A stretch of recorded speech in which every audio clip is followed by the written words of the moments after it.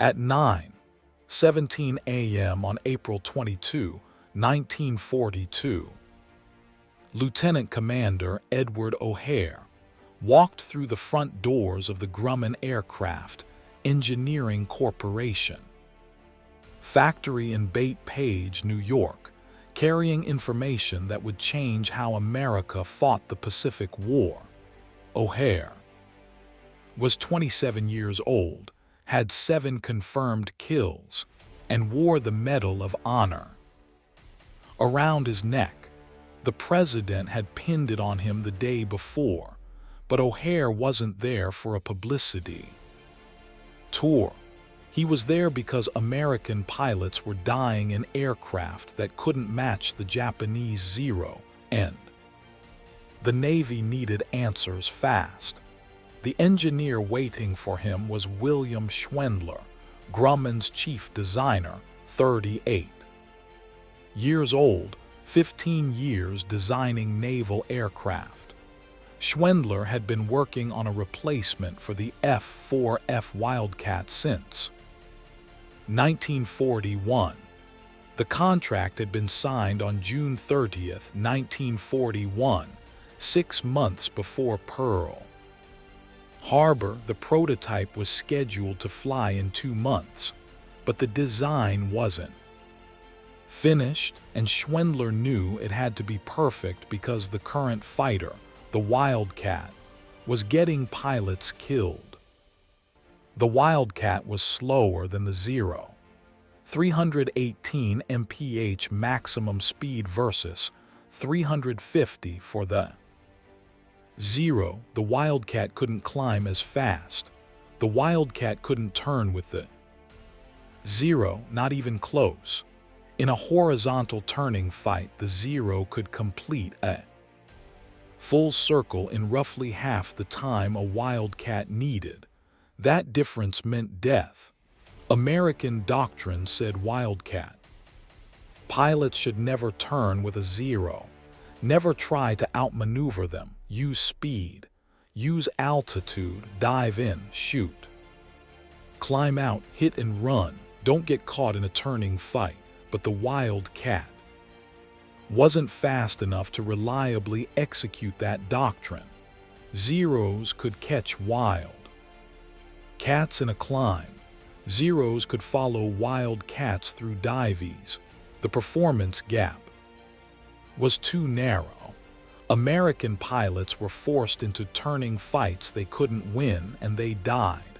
The Navy had lost 42 Wildcats in the first 4 months of the war. Most were shot down in situations where better performance would have saved them. The training manual said the problem was pilot error. The tactical officers said these pilots weren't following doctrine, but O'Hare knew better. The problem wasn't the pilots. It was the aircraft. The Wildcat was a good airplane for 1941. But this was 1942, and the Japanese had been flying the Zero in combat since 1940. They'd had 2 years to perfect their tactics. They knew exactly how to exploit the Wildcat's limitations, and American pilots were paying the price. O'Hare had mentioned this to the Bureau of Aeronautics 2 weeks earlier. The Bureau listened because O'Hare had credibility. On February 20, 1942, O'Hare had single-handedly defended the carrier Lexington against 9 Japanese bombers. He shot down 5 of them in under 5 minutes, expending only 60 rounds of 50 caliber ammunition. It was the most spectacular display of aerial gunnery the Navy had ever seen. The Medal of Honor followed, but more importantly, O'Hare had survived 14 combat missions. Flying the Wildcat, he knew the aircraft inside and out. He knew what worked and What didn't, and he knew what American pilots needed to survive. So the Bureau of Aeronautics sent O'Hare to Grumman with a simple mission. Tell the engineers everything. What the Zero could do, what the Wildcat couldn't do, what American pilots needed in the next fighter. Don't hold back, don't sugarcoat it. Lives depended on getting this right.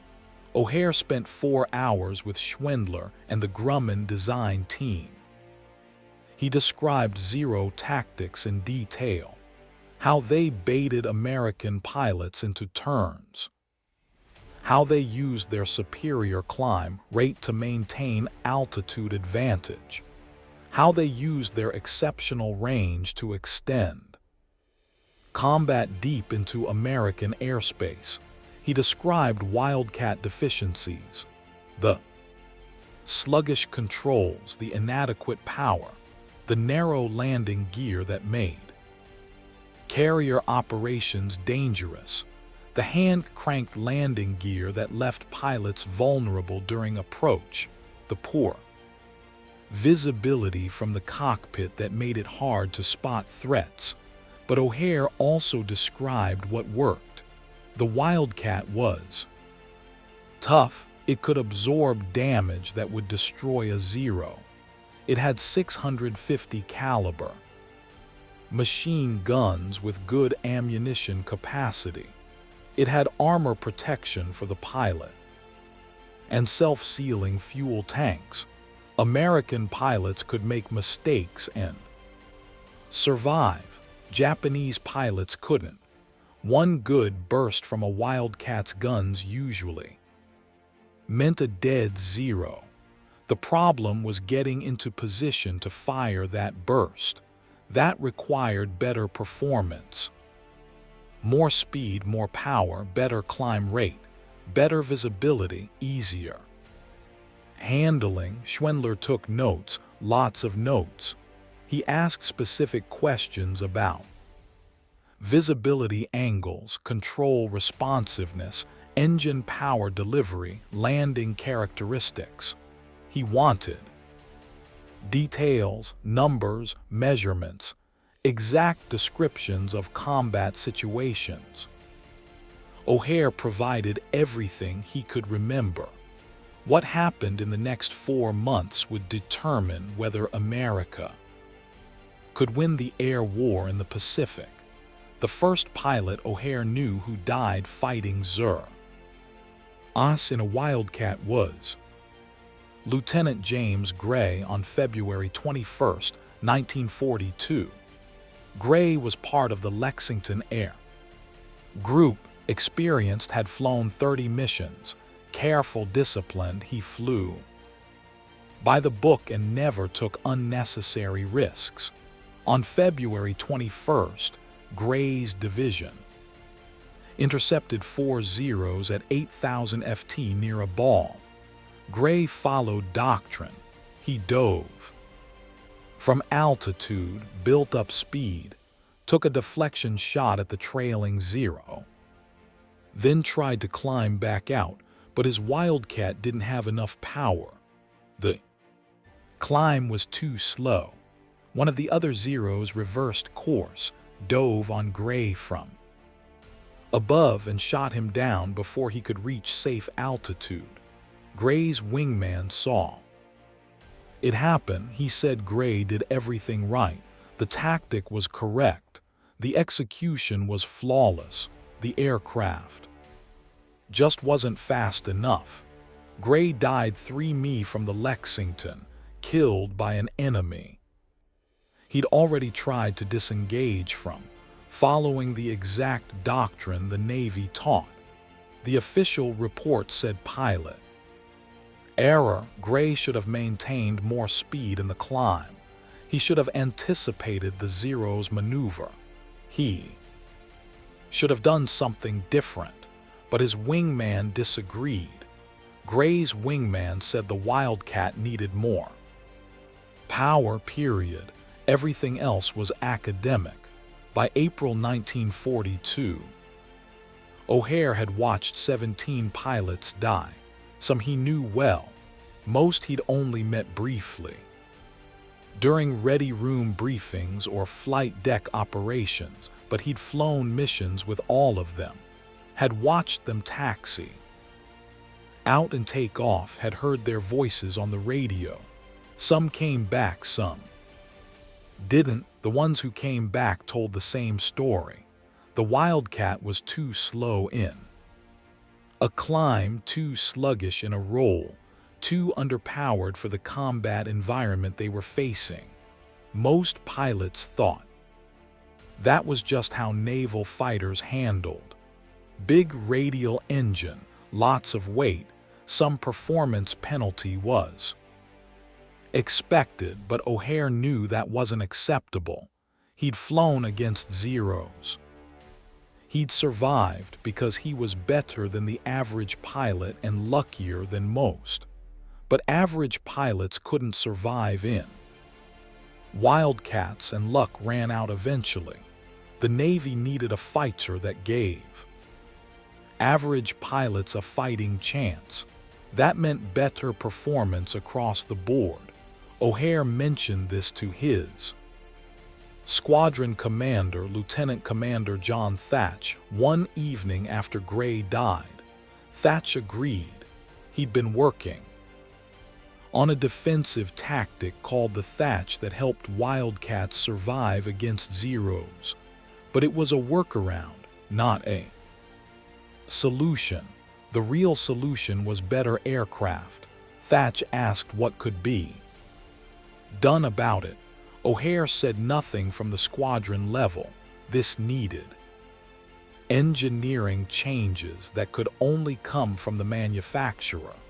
It required someone who'd fought Zeros, explaining the problem directly to the people designing the next fighter. Thatch said the Bureau of Aeronautics was already working on that. They wanted O'Hare to go to Grumman after the Medal of Honor ceremony. It wasn't a request. The problem wasn't that American pilots didn't know what to do. They knew. Every briefing emphasized it. Every training flight drilled it. Never turn with a Zero, use speed, use altitude, hit and run. The doctrine was clear. The problem was that combat didn't follow doctrine. William Schwendler had been designing naval aircraft since 1927. He was 41 years old, a graduate of Cornell University, one of the best aircraft engineers in America. He'd worked for Glenn Curtiss before joining Grumman in 1930. He designed the F6F biplane fighter, the F4F Wildcat, and was now leading the team designing the F6F Hellcat. Schwendler knew the Wildcat had problems. Pilots complained about the narrow landing gear, the hand crank system, the poor cockpit visibility, but those were known issues. What Schwendler needed was combat data, real information from real fights against real Zeros. The Bureau of Aeronautics provided some reports, but most were second-hand summaries written by intelligence officers who'd never flown combat. O'Hare's visit was different. O'Hare had fought Zeros multiple times and survived. He could describe exactly what happened in a dogfight, what worked, what didn't, what pilots needed. On April 22, 1942, O'Hare gave Schwendler that information. The meeting lasted 4 hours. Schwendler took 18 pages of notes. He asked about Zero maneuverability, climb rate, speed at different altitudes, armament, pilot tactics. O'Hare described everything he could. Remember, the way Zeros attacked from above using their superior climb rate. the way they baited wild cats into turns, the way they used their long range to operate hundreds of crap miles from their bases, the way they exploited any altitude disadvantage. Schwendler asked what the Wildcat needed to be competitive. O'Hare said power, lots of power, enough to climb faster than a Zero above 10,000 FT, enough to outrun a Zero in level flight at all. Altitudes. The Wildcat's Wright 1820 Cyclone engine produced 1,200 horsepower. That wasn't enough. The new fighter needed at least 2,000 horsepower, preferably more. Schwendler said the Pratt & Whitney R2800 double Wasp engine produced 2,000 horsepower. It was already being used in the VA F4U Corsair. Could Grumman use it in the F6F? O'Hare said yes, absolutely. Whatever it took to get more power. The entire Pacific Air War depended on having a fighter that could match or exceed Zero performance. Everything else was secondary. Schwendler asked about other improvements. O'Hare listed them. Better cockpit visibility. The Wildcat's cockpit sat low in the fuselage. Pilots couldn't see threats approaching from certain angles. The new fighter needed the cockpit mounted higher with better all-around visibility, hydraulic landing gear. The Wildcat's hand crank system was dangerous on carrier approaches. Pilots needed both hands for flying. The new fighter needed landing gear that extended and retracted with the flip of a switch. Better armor protection. The Wildcat had some armor, but not enough.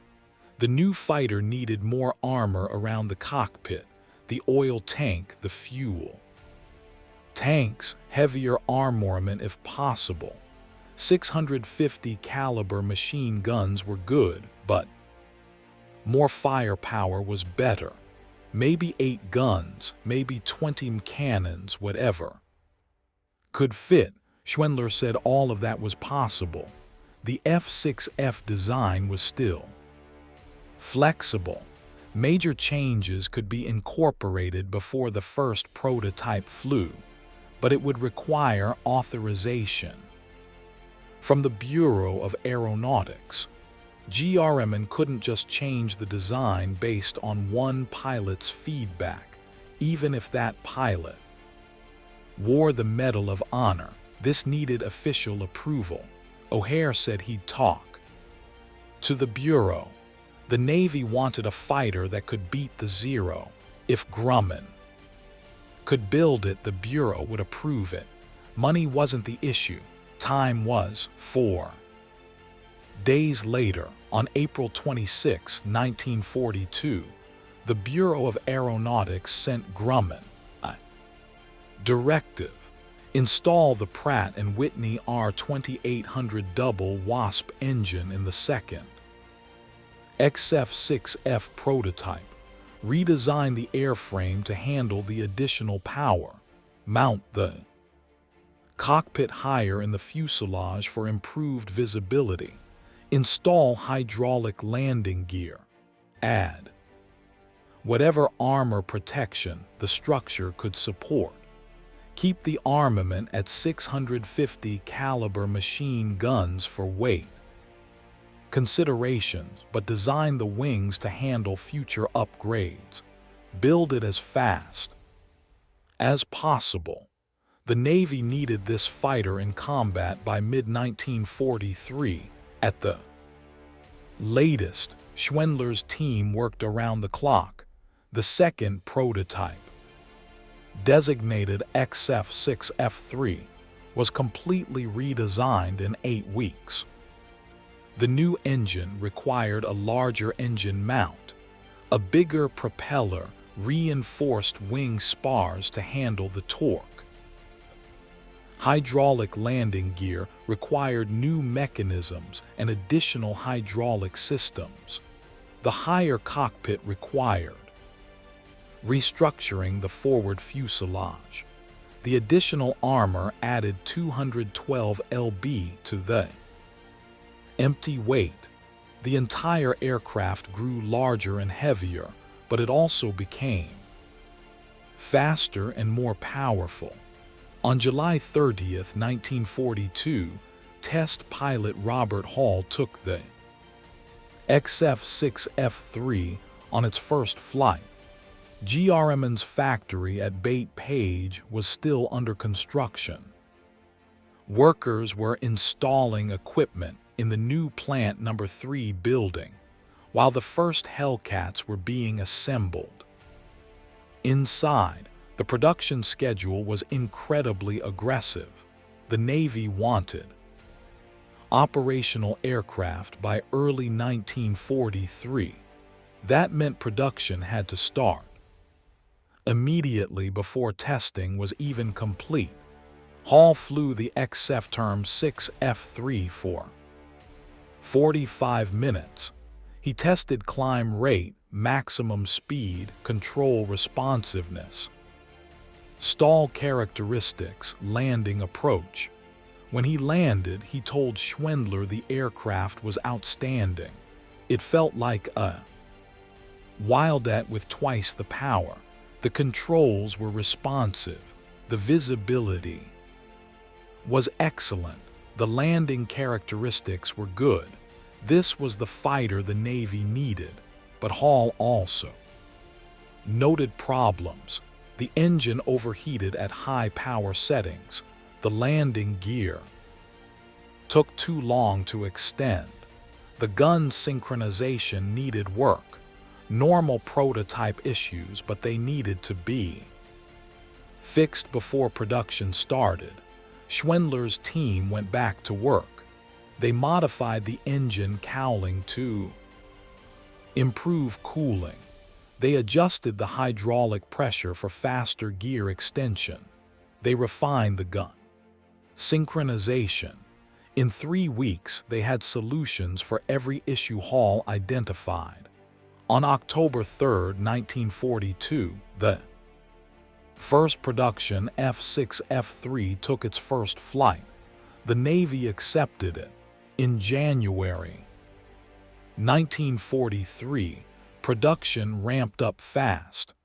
12 aircraft in the last quarter of 1942, 128 in the first quarter of 1943, 130 in April alone. By summer 1943, Grumman was producing 500 Hellcats per month. The factory ran 24 hours a day, 7 days a week.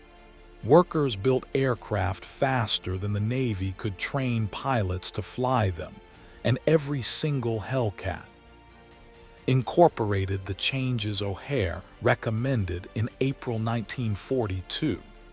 What neither O'Hare nor Schwindler realized was that those changes would reverse the air war in the Pacific within 6 months. The first Hellcat squadron to receive aircraft was Fighting Squadron 9, based at Naval Air Station Norfolk, Virginia. They got their first F6F in January 1943. Lieutenant Commander Philip Torrey was the squadron commander, 31 years old, 9 years in naval aviation. Torrey had flown Wildcats in combat and knew exactly how outmatched they were against Zeros. When he saw the Hellcat for the first time, he couldn't believe it was the same manufacturer. The Hellcat was bigger than the Wildcat, 33.7 in long versus 28.10 in wingspan, 42 T10 in versus 38 FT. Empty weight, 9,238 lb versus 5,758. lb, but the Hellcat was faster, 380 mph. Maximum speed at 17,300 ft versus 318 for the Wildcat. The Hellcat climbed faster, 3,500 ft per minute versus 2,300. The Hellcat had better range, 1,040 mi with a belly tank versus 950 for the Wildcat, and the Hellcat had that massive R2800 engine producing 2,000 horsepower. The difference was dramatic. Torii told his pilots this aircraft would change everything. The days of running from Zeros were over. Now they could fight. Fighting Squadron 9 trained intensively for 5 months. They practiced gunnery, formation flying, carrier landings, combat tactics. The Hellcat was easier to fly than the Wildcat in most respects. The hydraulic landing gear was a revelation. Pilots didn't need to crank a handle 99 times while trying to maintain formation. They flipped a switch and the gear extended automatically. The improved visibility made formation flying safer. The extra power made every maneuver easier. But the aircraft was also heavier and faster. Pilots had to adjust their landing approach speeds and learn new weight and balance limitations. By August 1943, VF-9 was ready for combat. They deployed aboard the carrier Essex as part of Task Force 15, which also included the carrier Yorktown and light carrier Independence. Task Force 15 was the first carrier group equipped entirely with Hellcats. No more Wildcats. Every fighter in the task force was an F6F. This was the combat debut of America's new naval fighter, and the Navy planned to make it memorable. The target was Marcus Island, a small Japanese base 850 mi northwest of Wake Island. The base had airfields, radar installations, supply depots. It was defended by approximately 35 aircraft, mostly Zeros, and heavy anti-aircraft batteries. Task Force 15 would strike at dawn on August 31st, 1943, destroying as much as possible before the Japanese could mount a coordinated defense. At 4:15 a.m. on August 31st, aircraft began launching from the carriers. Torii led VF-9 off the Essex. Commander Charles Cromwell led VF-5 off the Yorktown. The Hellcats formed up in the pre-dawn darkness and headed toward Marcus Island. They arrived at 5:50 a.m. just as the sun rose over the Pacific. The island was clearly visible below them. Torii could see aircraft parked on the airfield, buildings scattered across the island, the dark shape of a radar tower on the highest point. Torii's division dove first. They came in from the east with the sun behind them. The Japanese were caught completely by surprise. No fighters scrambled to intercept. The anti-aircraft batteries opened fire, but the Hellcats were too fast. Torii's division destroyed 6 aircraft on the ground in the first pass, then climbed back to altitude and came around for a second run. By then, the entire strike force was engaged. Bombers hit the fuel depots and supply buildings. Fighters strafed everything that moved. The island disappeared under smoke and fire. 2 Hellcats were lost to anti-aircraft fire. 1 pilot died. 1 was rescued by submarine 3 days later, but no Japanese aircraft got airborne. The raid was a complete success. More importantly, the Hellcat had proven itself in combat. It performed exactly as designed. Fast, powerful, tough. Pilots returned to the carriers raving about the aircraft. It was everything the Wildcat wasn't. This was the fighter America needed.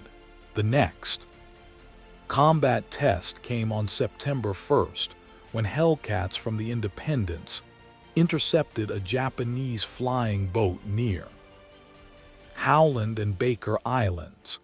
Lieutenant Junior Grade Richard Lowe and Ensign Arthur Nyquist teamed up to shoot it down. The first aerial victory for the Hellcat. More engagements followed. On October 5th, Hellcats from 4 carriers struck Wake Island. They encountered 34 Zeros. The Hellcats shot down 22 Zeros and lost 6 aircraft, 4 to Zeros and 2 to anti-aircraft fire. The kill ratio was better than 3-1, far better than the Wildcat ever achieved. But the real test came on December 4th, 1943 at Guadalupe Atoll in the Marshall Islands. 91 Hellcats from 3 carriers encountered 50 Zeros defending the ATL.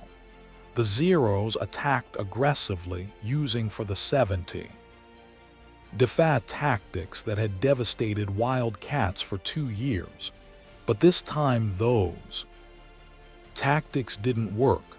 The Hellcats were faster, they climbed better, they had more power. When Zeros tried to get into turning fights, Hellcats could disengage and climb away. When Zeros tried to dive away, Hellcats could follow them down. The performance gap had reversed. Now the Americans had the better aircraft. The battle lasted 37 minutes. The Hellcats shot down 28 Zeros.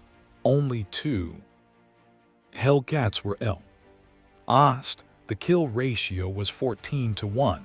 It was the most lopsided aerial victory American naval aviation had achieved against Japanese fighters in the entire war, and it proved conclusively that the Hellcat was superior to the Zero in combat. Word spread through the Pacific Fleet. The Hellcat was the real deal. It wasn't just better than the Wildcat, it was better than the Zero. American pilots finally had an aircraft that gave them a fighting chance. By the end of December, 6 carrier air groups were equipped with Hellcats. More were in training. The Navy's entire fighter force was transitioning to the F6F. The Wildcat was being relegated to escort carrier, where its shorter takeoff distance was advantageous. The Hellcat became the standard fleet carrier fighter, and pilots loved it. The Japanese noticed the change in late 1943. Pilot reports from Japanese carrier and land-based air groups mentioned that American fighters were performing differently. They were faster, more aggressive, harder to evade. Tactics that had worked reliably against Wildcats were failing against these new aircraft. The Japanese designated the Hellcat as Grumman-6, distinguishing it from the earlier Grumman 4 Wildcat.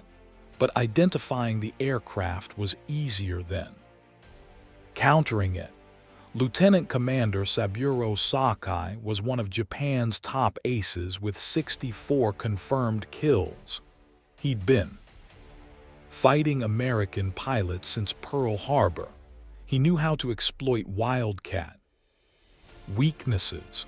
But in February 1944, Sakai engaged a Hellcat over a ball and discovered those old tactics didn't work anymore. Sakai tried his standard approach. He positioned his Zero at altitude, waited for the American to commit to an attack run, then reversed course and dove to get behind the American during the climb out. It had worked dozens of times against Wildcats, but the Hellcat climbed faster than Sakai expected. By the time he completed his dive and pulled up, the Hellcat was already back at altitude and positioning for a counterattack. Sakai had to break off and run. It was the first time in the war he'd been forced to disengage from a defensive position against an American fighter. Other experienced Japanese pilots reported similar encounters. The Americans weren't flying differently. They were still using the same boom and zoom tactics, but their aircraft were executing those tactics faster and more effectively, fractionally, but enough to matter, enough to disrupt the timing that Japanese pilots had learned to exploit. Japanese intelligence tried to determine what had changed. They examined wreckage from downed Hellcats, looking for modifications or new equipment. They found nothing unusual. The Hellcat was just a better aircraft. It had more power, better speed, better climb rate. The engine was bigger. The airframe was stronger. Everything about it was designed to outperform the Zero in the specific areas that mattered most. In combat, the Japanese tried to adapt. Some pilots became more cautious, avoiding engagements unless they had numerical superiority. Other pilots became more aggressive, trying to force turning fights where the Zero still had an advantage at low speeds. But both approaches had problems. Cautious flying meant giving up the initiative. Aggressive flying meant taking more risks against an aircraft that could absorb more damage than the Zero. Either way, Japanese pilots were losing. By mid-1944, Japanese carrier aviation was in crisis. They'd lost most of their experienced pilots at Midway and in the Solomon Islands campaign. The replacements were hastily trained and inexperienced. They were flying an aircraft, the Zero, that was optimized for 1941 combat conditions, and they were facing American pilots flying Hellcats designed specifically to counter Zero tactics. Based on direct combat feedback from Medal of Honor recipients, the result was predictable. On June 19, 1944, the Battle of the Philippine Sea became the defining moment for the Hellcat 15 American carriers, with 480 Hellcats. Faced 9 Japanese carriers with 370 aircraft, mostly Zeros. The Japanese launched 4 massive raids against the American fleet. The Hellcats intercepted every raid. The first Japanese raid lost 42 out of 69 aircraft. The second raid lost 98 out of 128 aircraft. By the end of the day, the Japanese had lost 240 carrier aircraft and another 30 to operational accidents. American losses were 29 aircraft, most to anti-aircraft fire. Hellcat pilots called it the Great Marianas Turkey Shoot. It was the most one-sided aerial battle in naval history. One pilot described it as being like hunting back home, except the targets were Japanese aircraft, and they didn't run away fast enough. The kill ratio for the day was roughly 13-1. The Hellcat had completely dominated the Zero. Japanese carrier aviation never recovered from that loss. The combination of inexperienced pilots and inferior aircraft against experienced Americans flying Hellcats was devastating. One Hellcat pilot who became famous that day was Commander David McCampbell, Air Group Commander aboard the Essex. McCampbell shot down 7 Japanese aircraft on June 19th, becoming an ace in a day. 4 months later, on October 24th, 1944, during the Battle of Lee Gulf, McCampbell would achieve that status again. He and his wingman Ensign Roy Rushing engaged 60 Japanese aircraft. McBull shot down 9 aircraft, 7 Zeros and 2 Oscars. Russian shot down 6. Together they destroyed 15 aircraft in one mission. The most successful 2-plane engagement in American aviation history. McCampbell landed aboard the Langley with 2 rounds of ammunition remaining and fuel tanks completely empty. He'd been airborne so long that the carrier deck crews had given him up for lost. Massell finished the war with 34 aerial victories, all in Hellcats. He became the Navy's all-time leading fighter race ace. He received the Medal of Honor for his actions at Lee Gulf. His air group, KAG-15, destroyed over 600 Japanese aircraft during their combat tour, more than any other air group in the Pacific. And every pilot in KAG-15 flew Hellcats, based on the design specifications that came from Butch O'Hare's meeting with Grumman engineers in April 1942. By November 1945, when Hellcat production ended, Grumman had built 12,275 aircraft. At peak production in 1944, Grumman produced 644 Hellcats in 1 month, roughly 1 aircraft completed every hour around the clock. It was one of the most successful production programs in aviation history. The Hellcat achieved a 19-1 kill ratio against Japanese aircraft. 75% of all Navy and Marine Corps aerial victories in the Pacific were scored by Hellcat pilots. 306 pilots became aces flying Hellcats more than any other American fighter. Only 270 Hellcats were lost in air-to-air combat during the entire war. The aircraft was so successful that late in the war, Navy evaluations comparing Allied and captured Axis fighters ranked the Hellcat at the top in most categories. It was faster than the Zero, tougher than the Zero, better armed than the Zero, and easier to fly than the Zero.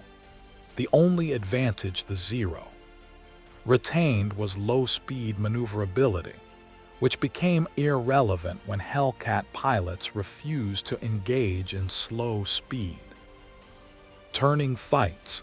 The design became official in ways O'Hare never saw. On November 26, 1943, Lieutenant Commander Edward O'Hare took off on a night combat air patrol mission aboard a Hellcat from the carrier Enterprise. He was testing new night fighter tactics. Using radar-equipped Avenger torpedo bombers to guide fighters to Japanese bombers attacking the fleet. The tactics worked. The formation intercepted Japanese aircraft in darkness, but during the engagement, O'Hare's Hellcat disappeared. Radio messages went unanswered. Search aircraft found nothing. O'Hare was declared missing in action, presumed dead. He was 30 years old. The official investigation concluded that O'Hare was probably shot down by defensive fire from a Japanese bomber, or possibly by friendly fire from the Avenger's tail gunner. His body was never recovered. His aircraft was never found. He was posthumously promoted to commander. In 1949, Chicago's Orchard Field Airport was renamed O'Hare International Airport in his honor. A restored Wildcat painted in his markings is displayed in Terminal 2, showing Japanese flags for his aerial victories. The display was formally opened on the 75th anniversary of his Medal of Honor flight. William Schwendler continued designing aircraft for Grumman through the end of the war. He led the development of the F6F Tiger Cat twin-engine fighter and contributed to the F6F Bearcat design. After the war, he worked on jet aircraft before retiring in 1960. He never received public recognition for the Hellcat design, though his name appeared in Grumman internal documents as chief design engineer. He died in the early 1980s.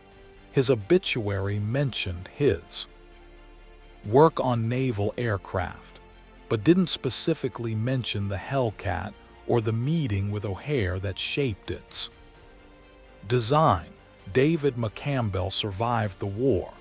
He stayed in the Navy, eventually reaching the rank of captain. He commanded the carrier Bonham Richard during the late 1950s and served in various staff positions.